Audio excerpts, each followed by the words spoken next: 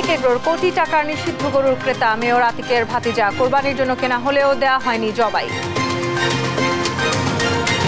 স্বাধীনতা বিরোধীদের ক্ষমতায় বসানো লজ্জার, এসএসএফ এর প্রতিষ্ঠা বার্ষিকীতে প্রধানমন্ত্রী দেশকে এগিয়ে নেয়ার প্রত্যয়। খালেদা জিয়ার মুক্তির দাবিতে কর্মসূচি ঘোষণা বিএনপির, শুধু আমলাদের দিকে আঙুল না তোলার আহ্বান কাদেরের। আনার হত্যার 2 আসামিকে খাগড়াছড়ির দুর্গম পাহাড় থেকে গ্রেপ্তার করেছে ডিবি, গ্যাস বাবুর মোবাইল উদ্ধারে তল্লাশি। অল্প বৃষ্টিতেই রাজধানীর বিভিন্ন এলাকায় জলাবদ্ধতা, ভোগান্তিতে নগরবাসী, স্থায়ী সমাধানের পরামর্শ নগরবিদদের।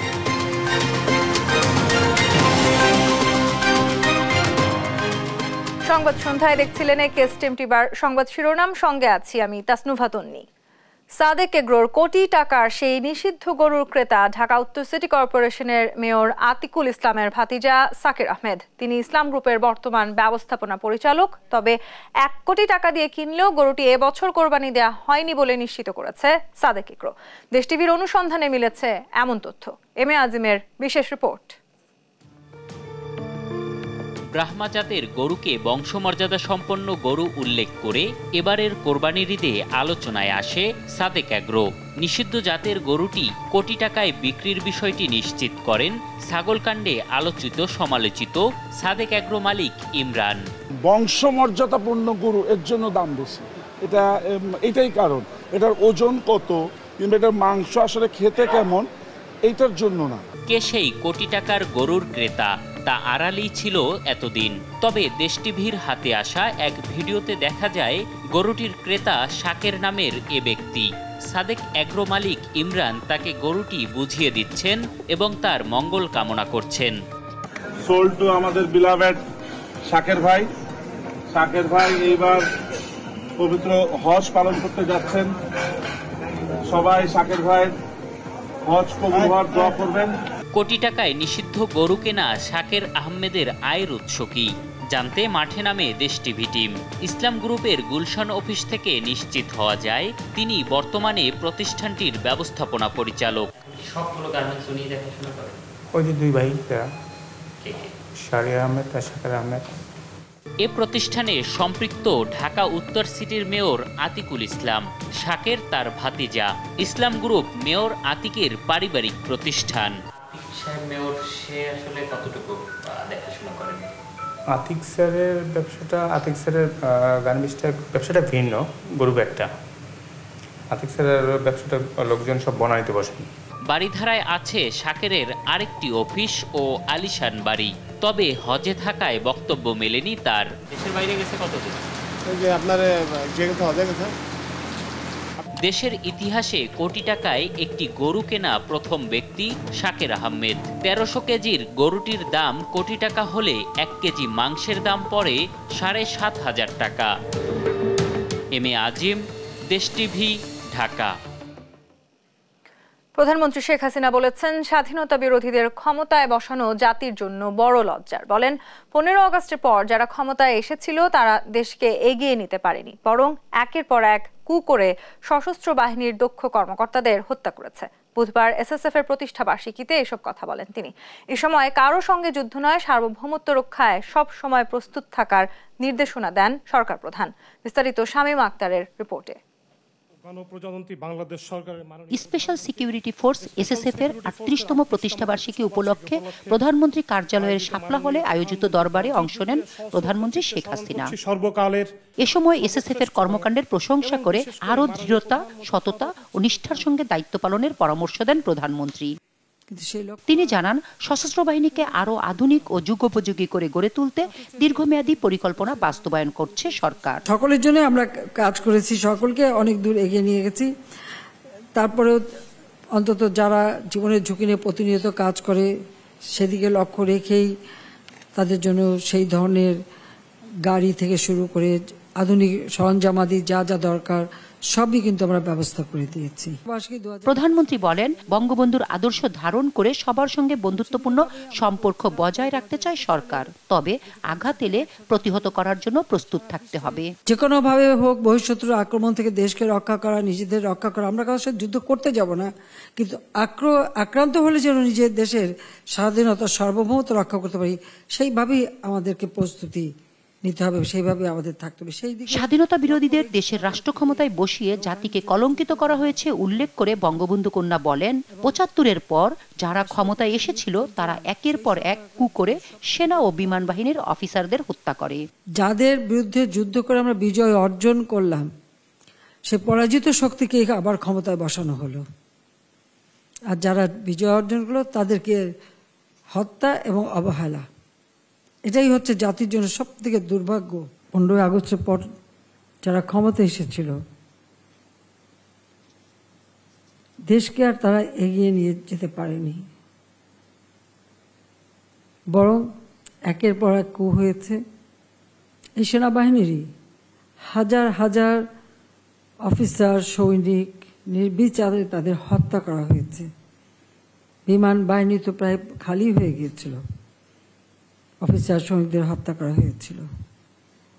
প্রতিনিয়ত এই সংঘাত, অনিশ্চয়তা, প্রতি রাতে কারফিউ, এই ছিল বাংলাদেশের অবস্থা। ছাত্র রাজনীতির সঙ্গে সম্পৃক্ত থাকলেও কোনোদিন রাষ্ট্র ক্ষমতার চিন্তা করেননি জানিয়ে শেখ হাসিনা বলেন, আওয়ামী লীগ ধারাবাহিকভাবে ক্ষমতায় আছে বলেই দেশের উন্নয়ন টেকসই হয়েছে। 2009 থেকে এ পর্যন্ত ধারাবাহিকভাবে ক্ষমতায় আছে বলে। শামীমা আক্তার, দেশ TV, Dhaka. BNP chairperson Khaleda জিয়ার মুক্তি ও সুচিকিৎসার দাবিতে 29 জুন ঢাকার নয়াপল্টনে সমাবেশ করবে বিএনপি। এছাড়া 1 জুলাই সব মহানগর এবং 3 জুলাই জেলা শহরে সমাবেশ করবে। নয়াপল্টনে এক ব্রিফিংয়ে বিএনপি মহাসচিব অভিযোগ করেন, খালেদা জিয়া সুস্থ হয়ে সামনে এলে সরকার টিকে থাকতে পারবে না জেনেই উন্নত চিকিৎসা থেকে তাকে বঞ্চিত করছে। আরও জানাচ্ছেন মাহমুদ হাসান। বুধবার নয়াপল্টনে কেন্দ্রীয় কার্যালয়ে অঙ্গ সংগঠনগুলোর সঙ্গে যৌথ সভা করে বিএনপি। সভা শেষে সংবাদ সম্মেলন করেন দলের মহাসচিব মির্জা ফখরুল ইসলাম আলমগীর। দেশনেত্রী বেগম খালেদা জিয়া মৃত্যুর সঙ্গে প্রাঞ্জল লড়ছেন। আপনারা জানেন যে প্রায় কিছুদিন পরপরই থেকে হাসপাতালে আসতে হয়। চেয়ারপারসন খালেদা জিয়ার শারীরিক অবস্থা তুলে ধরে তার জীবনহানির শঙ্কা জানান তিনি। অবিলম্বে মুক্তি ও বিদেশে উন্নত চিকিৎসা দাবি করে মহাসচিব বলেন, আদালতের দোহাই দিয়ে সরকার বেগম জিয়াকে উন্নত চিকিৎসার সুযোগ থেকে বঞ্চিত করছে। দেশনেত্রী বেগম খালেদা জিয়াকে সম্পূর্ণ মিথ্যা একটি মামলা সাজিয়ে তাকে আদালত থেকে সেটাকে বৃদ্ধি করে 5 বছর থেকে 10 বছর করে দেওয়া, এটা করা হয়েছে। একমাত্র উদ্দেশ্য সেটা হচ্ছে যে তাকে রাজনীতি থেকে দূরে সরিয়ে রাখা। চিকিৎসকরা বারবার বলেছেন যে তার চিকিৎসার জন্য বাইরে উন্নত জায়গায় প্রতিষ্ঠায় নেওয়া উচিত, কিন্তু সেই জায়গায় উন্নত কেন্দ্রে, চিকিৎসা কেন্দ্রে তাকে সরকার দিচ্ছে না। তাই নয়, সরকার অত্যন্ত পরিকল্পিতভাবে আদালতকে ব্যবহার করে, আদালতের কথা বলে সেখান থেকে তাকে বঞ্চিত করে গেছে। খালেদা জিয়া ক্ষমতাসীনদের প্রতিহিংসার শিকার, এমন অভিযোগ করে মির্জা ফখরুল বলেন, বিএনপি চেয়ারপারসন সামনে এলে টিকে থাকতে পারবে না ক্ষমতাসীনরা। বেগম খালেদা জিয়া আজকে যদি সামনে আসতে পারেন, তাহলে এই যে ফ্যাসিবাদী সরকার, এই যারা আজকে জোর করে ক্ষমতা দখল করে বসে আছে সম্পূর্ণ বেআইনিভাবে, সংবিধান বিরোধীভাবে, তাদের পক্ষে ক্ষমতায় থাকা সম্ভব হবে না। দলীয় প্রধানের মুক্তির দাবিতে 29 জুলাই নয়াপল্টনে সমাবেশ করবে বিএনপি। এছাড়া 1 জুলাই সব মহানগর এবং 3 জুলাই জেলা শহরে সমাবেশের ঘোষণাও দেন মির্জা ফখরুল ইসলাম আলমগীর। মাহমুদ হাসান, দেশ টিভি, ঢাকা। দুর্নীতির বিষয়ে শুধু আমলাদের দিকে আঙুল না তুলে রাজনীতিকদেরও আয়নায় চেহারা দেখার আহ্বান জানালেন সড়ক পরিবহন ও সেতুমন্ত্রী ওবায়দুল কাদের। দুর্নীতি সব সেক্টরে আছে স্বীকার করে এর বিরুদ্ধে সরকারের জিরো টলারেন্সও জানান তিনি। সকালে হযরত শাহজালাল আন্তর্জাতিক বিমানবন্দরে যাত্রীদের যাতায়াত সহজ করতে বিআরটিসি শাটল বাস সার্ভিস উদ্বোধন করে এসব কথা বলেন মন্ত্রী। বিস্তারিত হাসান মাহমুদের রিপোর্টে। বিদেশ ফেরত যাত্রীদের যাতায়াত ও লাগেজ পরিবহনে শাটল বাস সার্ভিস চালু করেছে বিআরটিসি। হযরত শাহজালাল আন্তর্জাতিক বিমানবন্দরের 2 নম্বর টার্মিনাল থেকে জসিমউদ্দিন রোড বিমানবন্দর রেলওয়ে স্টেশন টার্মিনাল 3 হয়ে চক্রাকারে চলাচল করবে বিশেষ এ বাস। বুধবার সকালে এ বাস সার্ভিস উদ্বোধন করেন সড়ক পরিবহন ও সেতুমন্ত্রী ওবায়দুল কাদের। পরে মন্ত্রী বলেন, আমলারাই শুধু নয়, দুর্নীতির সঙ্গে যারাই জড়িত থাকবে সবার ব্যাপারে জিরো টলারেন্স থাকবে সরকার। দুর্নীতি সরকারি কর্মকর্তারা করে, পলিটিশিয়ানরা করে না, এটাও তো বলা ঠিক। প্রথমত আয়নায় নিজের চেহারাটা দেখা হচ্ছে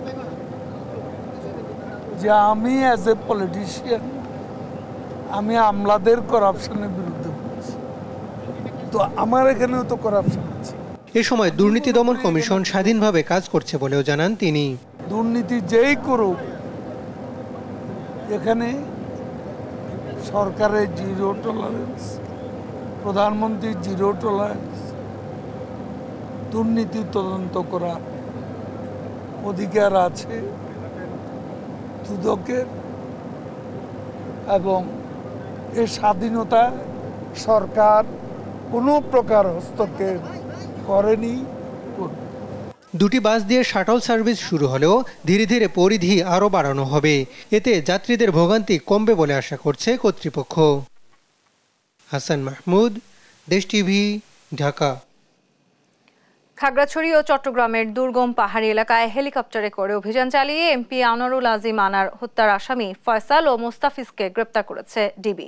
বুধবার বিকেলে তাদের গ্রেপ্তার দেখানো হয়। এর আগে দুপুরে ডিএমপির অতিরিক্ত কমিশনার হারুনুর রশিদের নেতৃত্বে বিভিন্ন পাহাড়ে সাঁড়াশি অভিযান চালায় ডিবি পুলিশের একাধিক দল।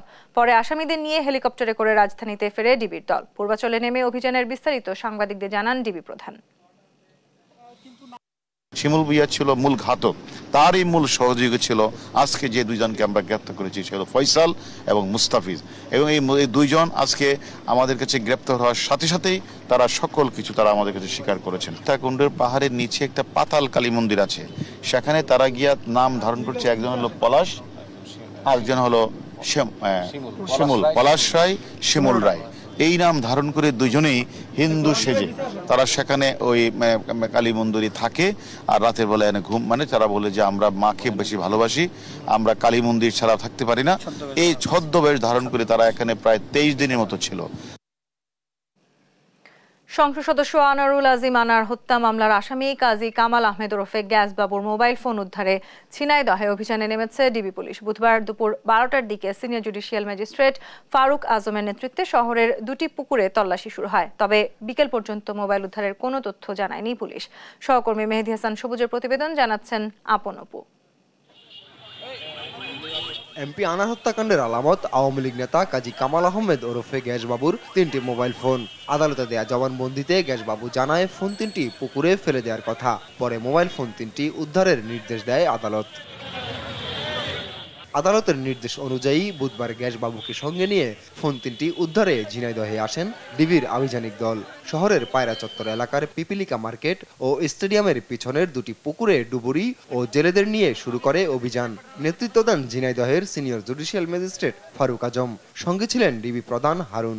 কামাল আহমেদ বাবু বিজ্ঞ ম্যাজিস্ট্রেটের সামনে আদালতে যে 164 করে যে কথাটা বলেছেন যে উনি এই যে আলামত 3টি মোবাইল ফেলে দিয়েছেন পুকুরে, সে মোবাইলটা উদ্ধার করতে পারলে আমি মনে করি মামলাটা আরো একটু পরিপক্ক হবে। কয়েক ঘন্টা অভিযানের পরও মোবাইল ফোন উদ্ধারের বিষয়ে কিছু জানানো হয়নি ডিবির পক্ষ থেকে। এদিকে অভিযানের খবরে ভিড় জমায় উৎসুক জনতা। স্থানীয়রা জানান নিয়মিত পুকুরে মাছ ধরার জাল ফেলা হয়, তাদের কেউ হয়তো ফোন খুঁজে পেতে পারে। আমি এখানে দেখি প্রত্যেক শুক্রবারেই জেলেরা এখানে জাল টানে, তো এমনি মাছ ধরার উদ্দেশ্যে তারা জাল টানে। তো যদি এখানে থাকতো বা যদি ওখানে ফেলেই থাকে, আমার মনে হয় যে জেলেরা মাছ ধরার জন্য এখানে জাল ফেলে এরাই পেয়ে গেছে। তাদের সাথে কথা বললে বা তাদের কাছে এই ধরনের কোনো মোবাইল তারা পেয়েছিল কিনা, তাহলে আমার মনে হয় এখানকার একটা ক্লু পাওয়া যেতে পারে। তারা অভিযান পরিচালনা করেছেন, অভিযান পরিচালনা করার পরে ওনারা চলে গেলেন। আসলে এখানে আমরা এখনো পর্যন্ত পুলিশের পক্ষ থেকে আমরা জানতে পারিনি যে আসলে উদ্ধার হলো কি হলো না। অনেকেই আসছিল, এসে অনেকক্ষণ ধরে খোঁজাখুঁজি করলো, প্রায় 1 ঘন্টা ধরে খোঁজাখুঁজি করে তারা ডুবুরি নামালো, ডুবুরি নামাইও তারা পাইল না। এর আগে মোবাইল ফোন উদ্ধার অভিযানের জন্য মঙ্গলবার ঢাকা থেকে গ্যাসবাবুকে ঝিনাইদহ কারাগারে আনা হয়। নিউজ ডেস্ক, দেশ টিভি। সংবাদ সন্ধ্যায় আরো থাকছে। ইসরায়েলকে গোপনে অস্ত্র সহায়তা দিচ্ছে ভারত। আল জাজিরার চাঞ্চল্যকর তথ্য, গাজায় বিস্ফোরিত বোমায় মিলছে মেড ইন ইন্ডিয়া লেখা।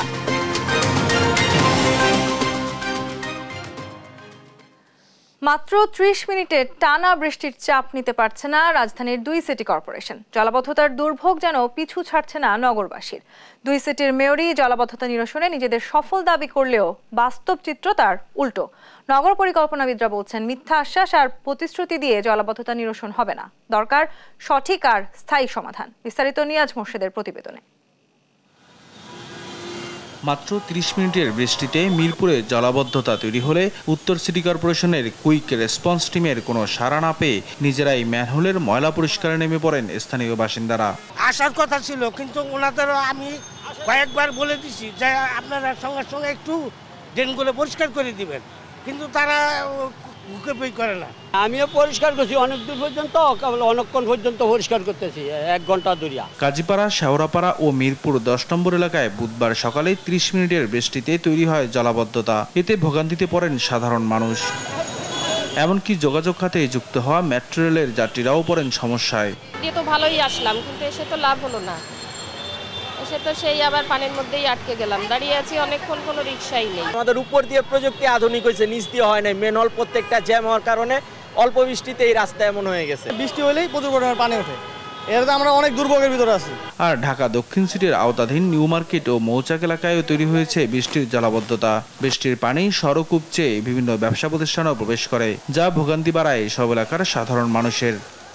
10-15 মিনিট বৃষ্টি পড়লেই পানি লোড, আর ড্রেনটা একটাও পরিষ্কার নেই। এই পানি নামতে নামতে আপনার সন্দেহ হয়ে যাবে, ব্যবসা শেষ। বৃষ্টি হইলে পানি উঠা যায়, উঠে পানি, তো কাস্টমার আসেন। নগর পরিকল্পনাবিদরা বলছেন, মেয়রদের আশ্বাস বা প্রতিশ্রুতি দিয়ে জলাবদ্ধতা নিরসন সম্ভব নয়, দরকার স্থায়ী সমাধানের। যথাযথ পরিকল্পনা, নেটওয়ার্ক বা মাস্টার প্ল্যান না করে যে কোনো কাজ খাবলা দিয়ে এখান থেকে ময়লা সরানো, 2-1টা খালের কিছু অংশের ময়লা পরিষ্কার করা কখনোই এর স্থায়ী সমাধান নয়।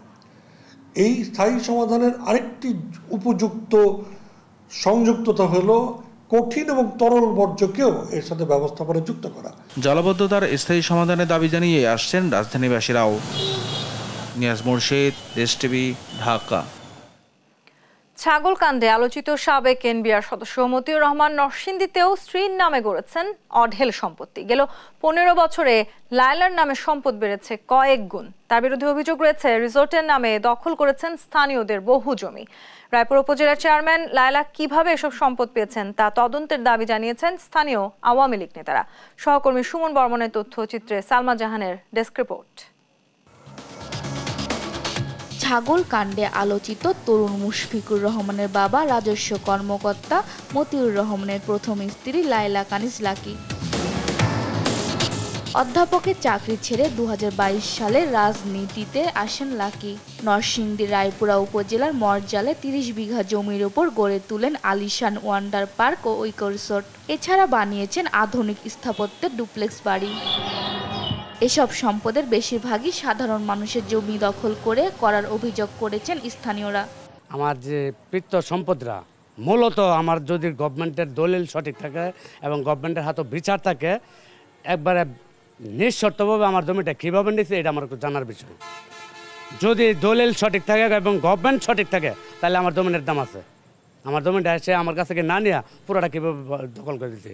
স্থানীয়রা বলছেন, খাদ্য কর্মকর্তার মেয়ে লাকি সরকারি কলেজে শিক্ষকতা করলেও রাজস্ব কর্মকর্তা মতিউর রহমানের সঙ্গে বিয়ের পরই খুলে যায় ভাগ্য। গত 15 বছরে লাফিয়ে লাফিয়ে বাড়ে তার সম্পদ। একজন প্রভাষক কিংবা একজন প্রফেসরের এত সম্পদ হতে পারে না, এটা আমিও বুঝি, সাধারণ একজন মানুষ বা একটা বাচ্চাও বুঝবে যে এটা সম্ভব না।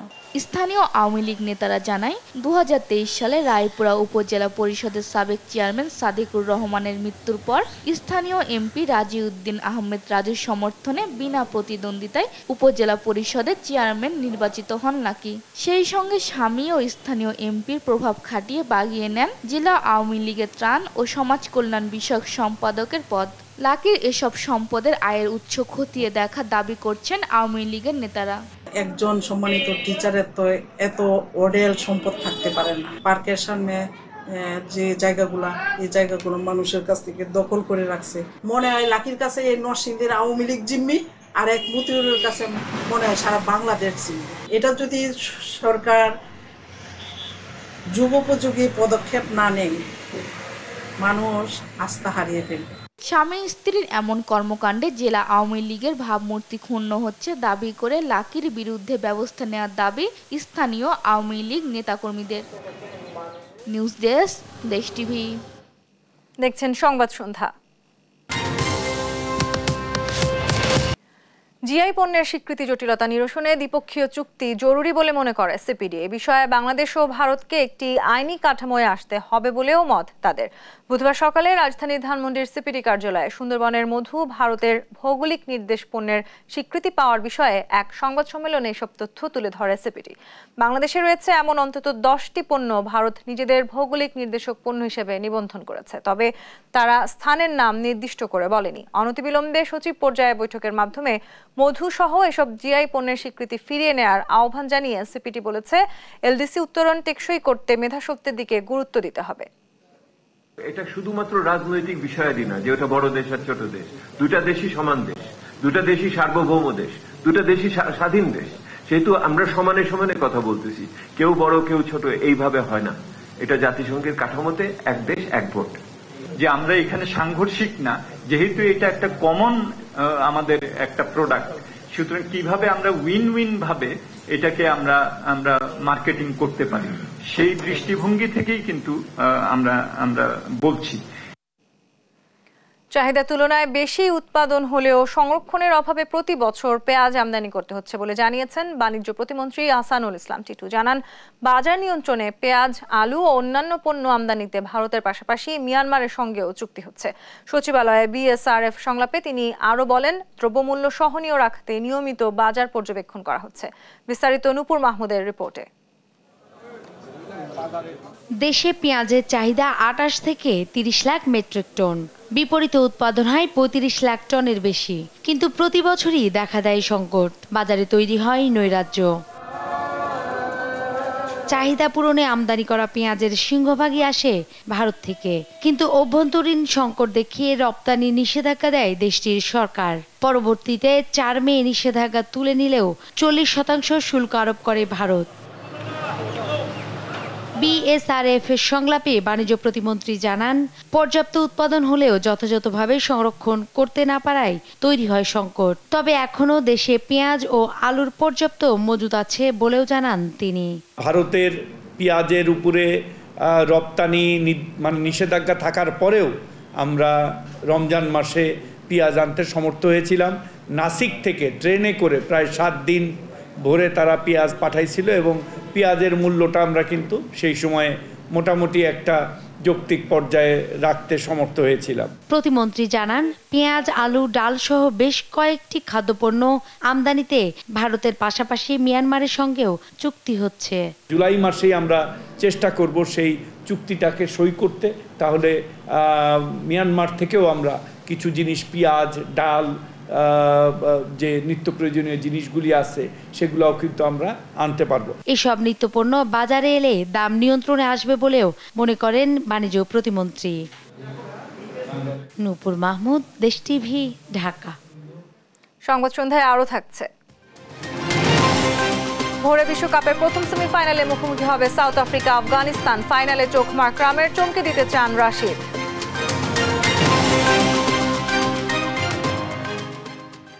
পুঁজিবাজারে তালিকাভুক্ত কোম্পানি সাভারের বেঙ্গল ফাইন সিরামিক্স দখলের অভিযোগ উঠেছে। ব্যাংক ঋণ ও নানা সমস্যায় জর্জরিত প্রতিষ্ঠানটি 2007 সালে বন্ধ হয়ে যায়, যা 2012 সালে বিক্রি করা হয় বিশ্বজিৎ রায়ের কাছে। 15 বছর পর 2023 সালে প্রতারণার আশ্রয় নিয়ে আবারও বিক্রি করে মূল উদ্যোক্তা রাশেদ মাকসুদ খান ও তার পরিবার। মালিকানা নিয়ে প্রতারণায় আদালত 145 ধারা জারি করলেও গেল মাসে সন্ত্রাসী বাহিনী দিয়ে কারখানাটি দখলে নেয় আমিনুল হক শামীম ও মূল উদ্যোক্তারা। বিস্তারিত জানাচ্ছেন ফখরুল ইসলাম। পুঁজিবাজার অন্তর্ভুক্ত company Bengal Fine Ceramics Savar ভাগলপুরে প্রতিষ্ঠিত হয় 1983 সালে। মোটা অঙ্কের ব্যাংক ঋণ রেখে বেঙ্গল ফাইন সিরামিক্স কারখানাটি 2007 সালে বন্ধ করে দেয় মালিক রাশেদ মাকসুদ খান। কোম্পানিটির মূল উদ্যোক্তা রাশেদ মাকসুদ খান যৌথভাবে 30.15% শেয়ারের মালিক।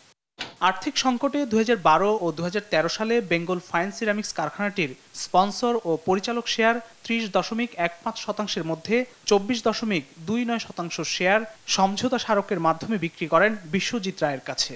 এরপর ডিএসসির নিয়ম ও রেকর্ড অনুযায়ী এজিএম এর মাধ্যমে বিশ্বজিৎ রায় ব্যবস্থাপনা পরিচালক ও তার স্ত্রী শিল্পী রানী রায় পরিচালক হন। কারখানাটি 2019 সালে মালিক বিশ্বজিৎ রায় উৎপাদনে নিয়ে আসেন। উৎপাদনে ফেরালেও মূল উদ্যোক্তার 1993 সালে নেয়া কোম্পানিটির নামে ব্যাংক লোন ও জমি সংক্রান্ত জটিলতা তৈরি করে রাখেন। এদিকে 2016 সালে চুক্তি ভঙ্গের অভিযোগ তুলে মূল উদ্যোক্তা রাশেদ মাকসুদ খান মালিকানা দাবি করে আদালতে মামলা করলে সেখানে বিশ্বজিৎ রায়কে উচ্চ আদালত নির্দেশনা দিয়ে কারখানা পরিচালনার অনুমতি দেয়। এছাড়া আইসিবির 42% শেয়ার হস্তান্তরের উপরও ইনজাংশন দেয় আদালত। পরে মূল উদ্যোক্তা জালিয়াতি করে 2023 সালে কোম্পানির 23.27% পরিচালক ও স্পন্সর শেয়ার বিক্রি করেন আমিনুল হক শামীম ও তার পরিবারের কাছে। নথি অনুযায়ী বিশ্বজিৎ রায়ের পরিবারের মালিকানা থাকলেও বিএসইসি অজানা কারণে আমিনুল হক শামীম ও তার পরিবারের নামে 23.27% শেয়ার হস্তান্তরের অনুমতি দেয়। পরে জালিয়াতি করে বিক্রি করা 23.27% শেয়ার বিএসইসির হস্তান্তরের আদেশের উপর স্থগিতাদেশ দেয় উচ্চ আদালত। পরে কারখানাটি দখলের কয়েক দফা চেষ্টা করে আমিনুল হক শামীম ও তার পরিবার। অপ্রীতিকর ঘটনা রোধে আদালত কারখানাটির উপর 145 ধারাও জারি করেন, কিন্তু তা অমান্য করে গত 26 মে কয়েকশো ভাড়াটে সন্ত্রাসী দিয়ে আমিনুল হক শামীম ও তার পরিবার জোরপূর্বক বেঙ্গল ফাইন সিরামিক্স কারখানায় ঢুকে কর্মীদের মারধর করে দখল করে নেন। 145 জারি করে, তা সত্ত্বেও দিনে দুপুরে প্রকাশ্যে ফ্যাক্টরি দখল হয়ে যায়। সব লোক ঢুকাই দিচ্ছে, 2-250 জন অস্ত্র, দেশীয় অস্ত্র সহ। আদালতের সব নির্দেশ অমান্য করে দিনে দুপুরে এমন অবৈধভাবে বেঙ্গল ফাইন সিরামিক্স কারখানা দখল করে নেয় হুমকির মুখে পড়েছে কারখানাটির বাণিজ্যিক কার্যক্রম। ঢাকা স্টক এক্সচেঞ্জের যে অফিসিয়াল গভর্নমেন্ট ওয়েবসাইট আছে ওখানেও আমার বাবার নামই এখন পর্যন্ত দেখাচ্ছে। আমি বিচার চাই, আমি নেত্রীর কাছেও বিচার চাই। এইসব ঘটনায় মূল উদ্যোক্তার মেয়ে ফারজানা রুবায়েত খানের সঙ্গে যোগাযোগ করে পাওয়া যায়নি। হ্যালো, কে বলছেন? ফারজানা রুবায়েত খান বলছিলেন? না ম্যাডাম তো বাসায় নাই। ঘটনার সুষ্ঠু তদন্ত করে দ্রুতই বেঙ্গল ফাইন সিরামিক্স কারখানাটি দখলমুক্ত করার দাবি জানান বর্তমান মালিক পক্ষ। ফখরুল ইসলাম, দেশ টিভি, ঢাকা। দেখছেন সংবাদ সন্ধ্যা। বগুড়ার কারাগারের কন্টেম সেলের ছাদ ফুটো করে মৃত্যুদণ্ডপ্রাপ্ত 4 কয়েদির পালানোর ঘটনা ঘটে। যদিও পালানোর 14 মিনিটের মাথায় পুলিশের হাতে আবারও গ্রেপ্তার হয় তারা। এই ঘটনায় অতিরিক্ত জেলা ম্যাজিস্ট্রেটকে প্রধান করে 6 সদস্যের তদন্ত কমিটি করেছে জেলা প্রশাসন। সহকর্মী সঞ্জু রায়ের প্রতিবেদন, জানাচ্ছেন টুম্পা আফরোজ। বগুড়া জেলা কারাগারে কন্ডেম সেল থেকে মৃত্যুদণ্ডপ্রাপ্ত 4 আসামি পালানোর ঘটনায় জেলা জুড়ে চলছে তোলপাড়।